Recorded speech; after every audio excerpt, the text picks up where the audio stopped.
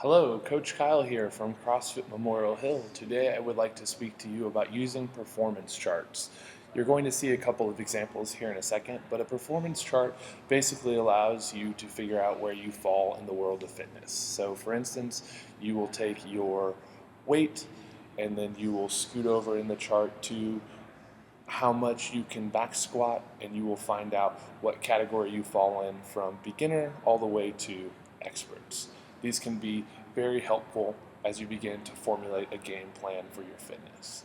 Before we do that, I'd like to mention my favorite way of utilizing performance charts in real life, which is actually signing up for the CrossFit Games Open each year.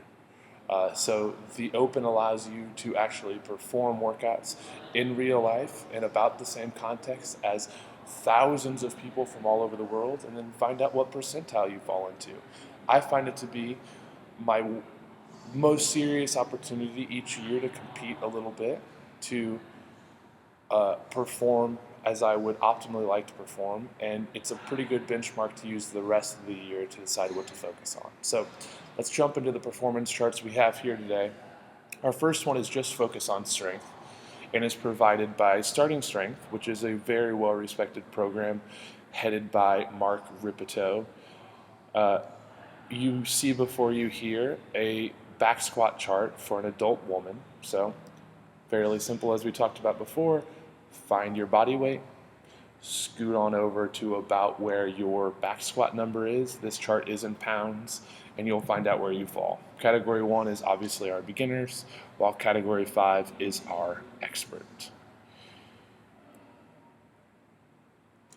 Here's a chart for a strict press, again for an adult woman. Same thing, find your body weight, scoot over, find your strict press 1 rep max number. Comparing our back squat to our strict press provides our first opportunity to find a hole in our game. So did you just learn that you have a Category 3 back squat and a Category 1 strict press? Our first hole has been exposed. It may be the truth that you have much more lower body strength or are much more comfortable with lower body movements than you are with upper body movements. We'll talk about what to do with that fact later on. From our strength charts, we will go to a general physical preparedness chart. So general physical preparedness being the goal of a CrossFit program. Not that you excel in one thing, but that you are a well-rounded athlete. This chart is provided to us by CrossFit South Brooklyn, an awesome affiliate in the borough of Brooklyn. It's a little bit hazy here. You'll be able to see it better in the links I provide below. But what you want to do with this one is first find the level that you generally fall into, and then start to identify where you have holes. So you may notice it says for a level 3 woman, we're looking for 15 strict push-ups. Let's say you're good there, but then you scroll on down the list and notice a 5K run in sub 25 minutes. No way. We may have just exposed a hole. You are comfortable with strength and gymnastics, but not nearly as comfortable with traditional cardio and endurance. Before we move on to using these charts practically in real life, I'd like to mention a couple other links I've provided below. A very comprehensive general physical preparedness chart is provided by CrossFit Level 4. This can allow you to get really specific into what's going on. Beware, they do use these charts very intentionally in their own workout, so there may be numbers there that you'll never find in your day-to-day. I've also provided an Olympic weightlifting chart provided by Catalyst Athletics.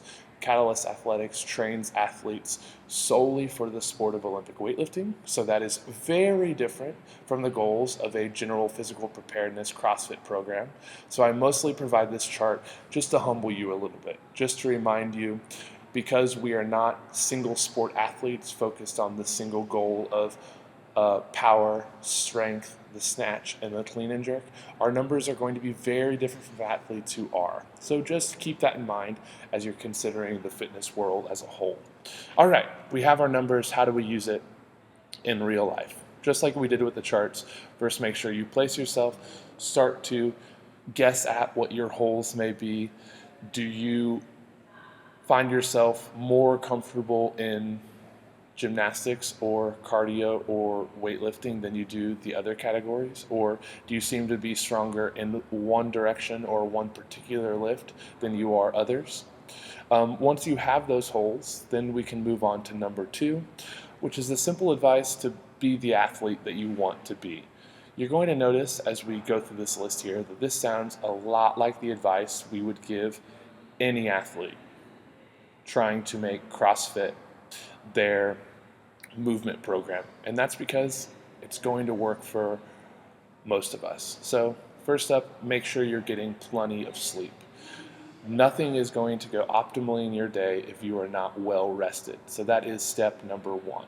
Step number 2, make sure you're eating well. Of course, we could talk for a long time about what eating well means. And in fact, in other places, we have talked for a long time about what eating well means. But I want to keep it simple here. You probably have a style of eating where you feel like you're eating well, and a style of eating where you know you are being naughty, not eating as well as you should.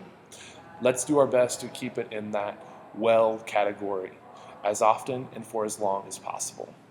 Once A and B are locked in, then we can focus on C, which is to attend a CrossFit class 3 to 5 times a week. If attending class once a week has proven to be a struggle, that is your first goal. Once 1 is locked in, can you bump it up to 2? Can you make it to 3? We don't all need to be coming to a CrossFit class 5 times a week, but it could be a worthwhile goal for you, assuming you've locked in A and B and you want to be active that often in a given week. Once A, B, and C are locked in, ready to go, then we can start to talk about D, which is tightening up your extracurricular workout. So you're attending a CrossFit class 3 to 5 times a week, and you would like to use your open gym time to focus on your holes, to work on your weaknesses. So tailoring those workouts to make sure that you're improving in those categories bit by bit. I've talked a lot about this idea in our how to use an open gym time correctly, so refer back to that video if you would like. And as always, if you have any questions, don't hesitate to ask a coach. I'd like to leave you with one last equation, which is frustration equals expectation minus realization. So what does that mean? If your expectation is to have a 500-pound deadlift, and the realization of your deadlift is a 300-pound deadlift, then you have 200 pounds of frustration. Now, of course, the metrics don't work exactly like that, but I think you understand what we're shooting for here.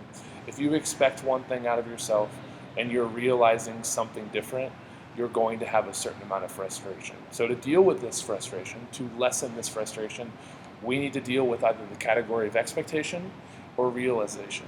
So expectation means what do I actually expect out of myself? Considering all of the variables that make up with my life, what can I actually expect out of my performance? Realization is those actual numbers, the weights we can move, how fast we can do stuff. One of these categories is going to have to move if we want to lessen our frustration. Thank you guys for watching. Be sure and check out all those links below. And like I said earlier, if you have any questions, don't hesitate to ask. Have a fantastic day.